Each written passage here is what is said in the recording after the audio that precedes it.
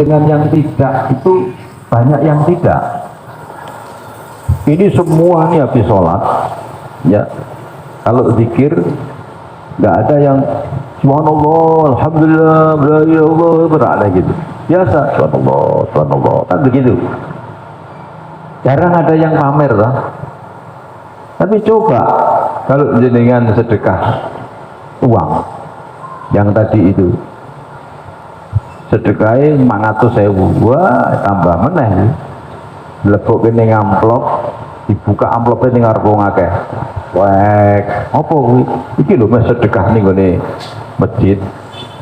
Lebok kene ora langsung geleng ora. Siji-siji. Lah, delok iki meneh. Lah, ora ikhlas, ya. Jadi artinya begini. Ketika sahabat-sahabat itu bertanya kepada Nabi, minta solusi, kami ini selalu tertinggal mendapatkan pahala. Nabi itu dengan luar biasanya mengatakan, loh apa kamu nggak tahu, khusus buat kamu sedekahmu itu bukan itu ya, atau bahasanya itu tak paksa pakai duit ora iso. Sedekahmu itu Allah sudah menetapkan buat kamu ini. Kamu membaca subhanallah itu sedekah, kamu membaca Allahu Akbar itu juga sedekah, kamu membaca alhamdulillah, kamu membaca la ilaha illallah itu juga sedekah. Jadi kamu punya kesempatan untuk mengejar orang-orang kaya yang bersedekah dengan hartanya. Dengan membaca tasbih, tahlil, tahmid, kamu bisa bersedekah, bahkan mungkin bisa melebihi orang-orang yang kaya yang bersedekah dengan hartanya. Begitu. Jadi makanya kalau kita baca sholawat nariyah, ya, sholawat nariyah itu kan Nabi disifati, ya, allazi tanhallu bihil uqad.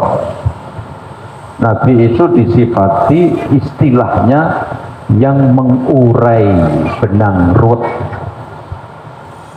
yang mengurai benang ruwet. Ini kan luar biasa ya. Kita kalau diminta anak kita, cucu kita dolanan layangan benangnya ruwet terus kan beneki mbok kerjake ora kira-kira benang ruwet iki apa to nang wis tuku meneh ngono lho, mending tuku meneh daripada beneki benang ruwet. Nabi itu punya punya ciri khas itu ngujari benang ruwet.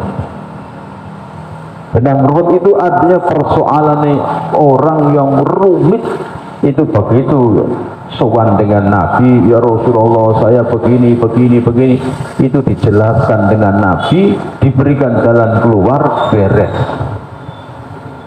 Allazi tanhallu bihil uqad wa tanfariju bihil kurab.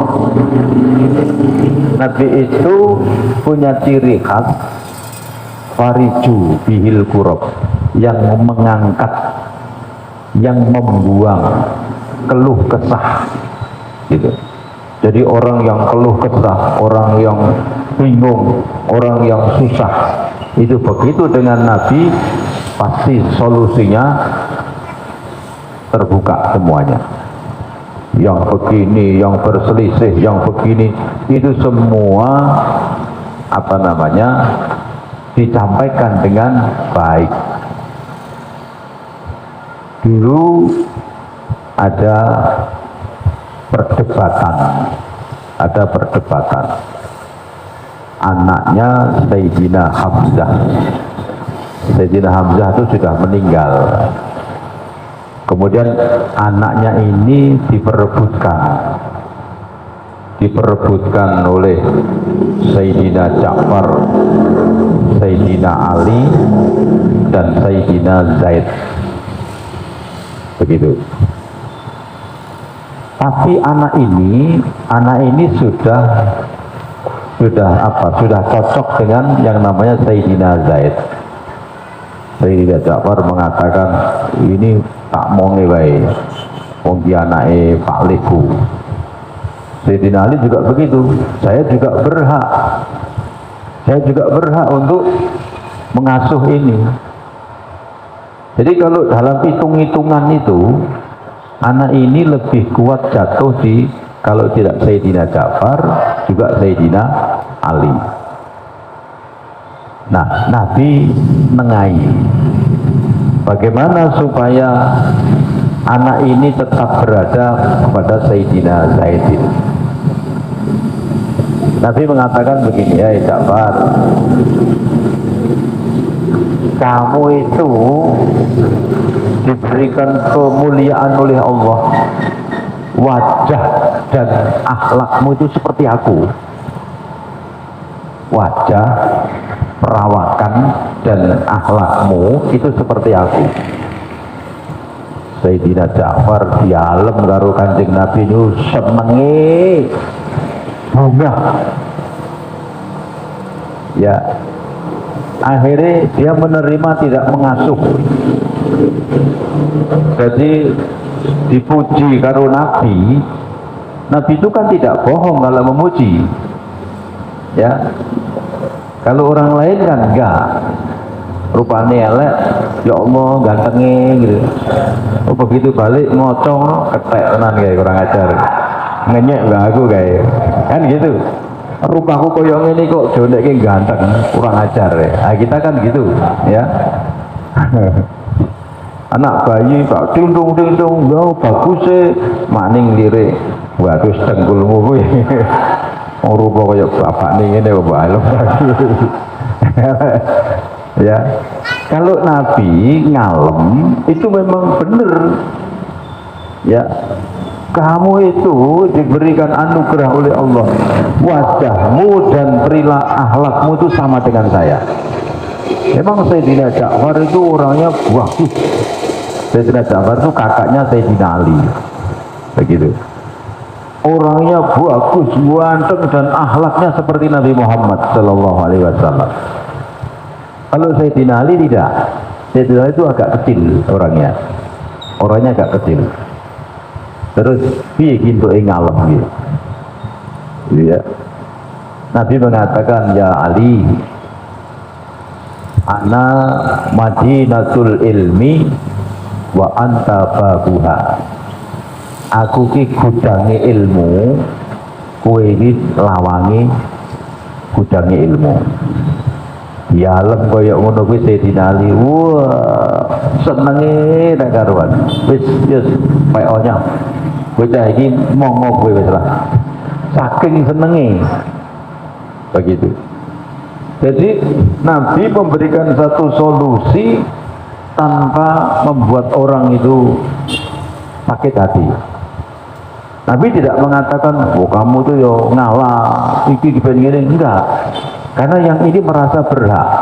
Ini anaknya paman saya, dan dengan saya misalnya begini ini saya berhak untuk mengasuh, begitu. Nah begitu dikatakan, oh kamu itu wajahmu sama dengan saya, itu Sayyidina Ja'far buang gane senenge ra karuan, akhirnya merelakan. Ya sudah, biar wis monggo kowe lah, ora apa-apa. Jadi senengnya dipuji oleh Nabi ini mengalahkan keinginannya untuk mengasuh ini. Nah, jadi watan fariju bihil kurab. Nabi itu yang mengangkat orang yang gundah, orang yang susah, itu diangkat oleh Nabi menjadi senang, menjadi bergembira. Ya. Waktu qadhil hawaid, Nabi itu selalu menyampaikan hajat, ya, selalu menyampaikan hajat. Jadi ada orang punya rencana begini itu ketemu Nabi beres, selalu berhasil. Yang dulu pernah saya ceritakan tentang kalungnya Siti Fatimah gitu ya. Ada orang datang kepada Nabi mengeluh, ya Rasulullah, saya ini sudah beberapa hari ini tidak makan, hanya air putih, air zam-zam, saya tidak makan, anak saya, cucu saya ini kelaparan, bu saya dikasih uang. Nah, ini kan salah alamat kon, jaluk karo Kanjeng Nabi. Kanjeng Nabi rato nyimpen duit. Tapi Kanjeng Nabi tidak pernah mengecewakan. Oh ya sudah, kamu datang ke anakku ya, Fatimah, minta Fatimah. Oh seneng orang ini. Datang Siti Fatimah, ya Fatimah, saya sudah ke abahmu, begini-begini katanya suruh minta kamu. Siti Fatimah bingung, abahku ini kok ora ngerti aku. Saya ini Siti Fatimah itu pernah kalau mau keluar itu gantian sama Sayyidina Ali, karena gamisnya itu bergantian. Kalau Sayyidina Ali keluar, Siti Fatimah di dalam. Nanti kalau sudah selesai balik, Siti Fatimah mau perlu menggunakan gamisnya itu, gamis itu rangkepannya itu, baru keluar. Mau beli pakaian tuh nggak bisa. Ya kok mungkin kon jaluk duit nggak aku ki duit sekondi, begitu. Saya nggak punya uang. Mosok abahku, iya barusan abahmu ngomong suruh minta kamu. Lah kok abah itu kalungmu tuh kasihkan saya. Kalung ini hadiah perkawinan ya dari Sayyidina Ali. Iki kan gue gampang setuku meneh gampang niku. Copot oleh Siti Fatimah. Ya wis nyong. Ya ngeke iki mbek gregel to ya. Wong apa istilah hadiah kan lambang cinta to. Padha karo tukar cincin ini kan iki minangka kan ngono ya. Dijaluk tukar cincin misalnya. Kasihkan. Begitu, terima kasih ya. Mungkin marani Kanjeng Nabi mana? Ya Rasulullah, alhamdulillah sudah dikasih kalung. Nabi ngelihat, ya Allah, ini kan kalung sing dikai Ali loh. Wis rasane gregel Kanjeng Nabi itu. Ya wis, mau rezekimu. Setelah ke pasar mau dijual, ketemu orang yang kaya. Itu aku duit kalung yang sukuno begitu, kira 5 juta misalnya gitu ya, 5 juta. Ini kalungnya sopo kok wapi men. Ini ceritanya gini loh, diceritake aku nih Kanjeng Nabi, terus dikompon dengan Siti Fatimah, terus juga iki lagi tak dol. Orang ini sahabat kaya raya, Abdurrahman bin Auf ini kaya raya. Delok, wah iki rak beres iki. Ya sudah dibayar 5 juta. Sudah dibayar 5 juta, terus orang ini disuruh membalikan. Ya, ini kembalikan ke Fatimah, bilang hadiah dari saya. Begitu. Jadi keluarga Rasul itu tidak boleh menerima sedekah. Ya, kalau hadiah boleh. Nah, bahasanya mengatakan berikan kepada Siti Fatimah, bilang ini hadiah dari saya. Begitu. Diberikan, ya Fatimah. Diceritakan benar itu. Tadi saya begini, saya jual pada Abdurrahman bin Auf, dibeli 5 juta, terus dia pesan sama saya, suruh nasikan jenengan sebagai hadiah. Begitu. Ya sudah diterima. Balik mampir ke Nabi lagi. Alhamdulillah ini saya sudah dapat uang 5 juta. Nah, terus kalungnya siapa yang beli? Oh yang beli Abdurrahman bin Auf, dan ceritanya begini. Sekarang sudah berada kembali di Siti Fatimah. Nabi tersenyum. Fatimah untuk ganjaran, Abdurrahman bin Auf untuk ganjaran, kue untuk duit. Untuk kabeh ini ya. Jadi subhanallah, Nabi itu mempunyai sifat seperti itu. Nah, maka dari itu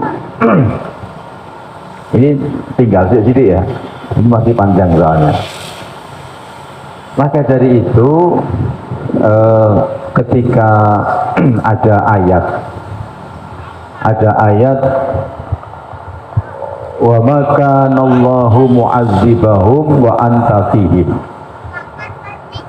dan Allah tidak mau menyiksa ke kaum ya manakala di situ ada Nabi Muhammad. Jadi dulu ayat ini sebelum turun, ketika Nabi berjalan itu dicegat orang-orang munafik. Dicegat orang-orang kafir, orang-orang munafik mengatakan, ya Muhammad, katanya kamu punya hubungan dekat dengan Tuhan yang di atas. Coba sekarang kamu ngomong sama Tuhanmu yang di atas itu, hari ini suruh menurunkan siksa, suruh menurunkan bencana, saya tunggu. Ini orang-orang kafir seperti itu. Nabi diam. Kemudian ada firman ayat itu, Allah tidak bisa menyiksa ke sebuah kaum bila di situ ada kamu. Nah, ayat ini setelah Nabi tidak ada itu dibahas. Apakah ayat ini masih berlaku? Wong Nabi sudah tidak ada. Gitu. Maka para ahli tafsir itu mengatakan ayat ini masih berlaku. Sebagai gantinya Nabi Muhammad adalah sholawat. Jadi orang yang ahli membaca sholawat dengan ikhlas, dengan rasa cinta, insya Allah tidak akan diturunkan bencana, tidak akan diturunkan siksa. Siksa itu adalah sesuatu yang tidak menyenangkan. Ya, jadi siksa itu ada yang sifatnya lohiriah. Lohiriah itu apa? Ketiduran omah, terus kejeblos, wis macam-macam ya. Tapi ada yang batiniah. Ada orang mengatakan begini, wah saya tersiksa gara-gara menunggu kamu. Bisa nggak kira-kira? Menunggu itu koyok kesiksa. Di meh lunga ra iso, dinteni ora teko-teko. Kan gitu. Meh tak tinggal lunga iki meh bayar utang. Ya.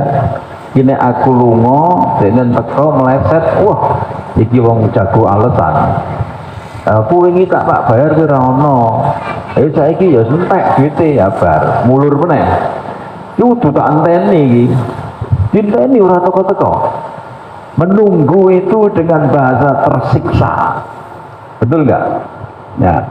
Jadi tersiksa itu tidak harus opo kena bledek ndak. Orang wujudnya ini utuh. Ya, wujudnya utuh. Wong wedok seneng karo sing lanang. Sing lanang jengkel lunga ora balik-balik. Kesiksa enggak ini? Perempuan ini tersiksa enggak? Tersiksa. Bojone ora balik-balik kok. Iki kayak bojoku kae. Genah apa ora kae? Aman apa ora kae? Gek tersiksa. Padahal wujute utuh, ya seger, ya tetap ayu, tapi tersiksa.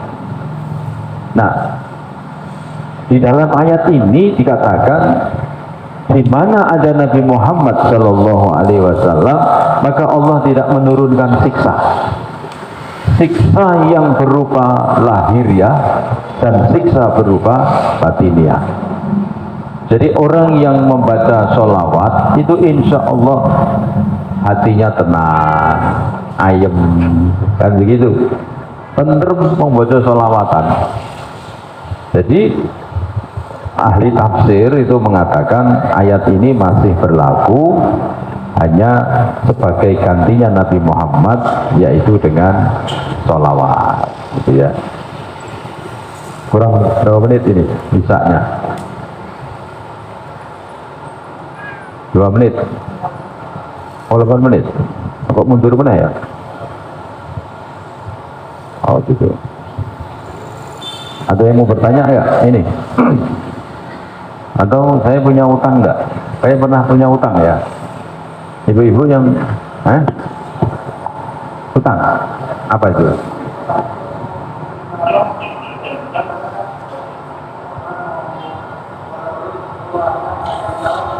Apa?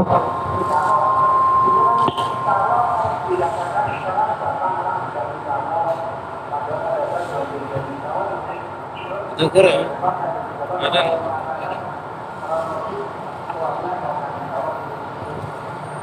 Oh itu, ya.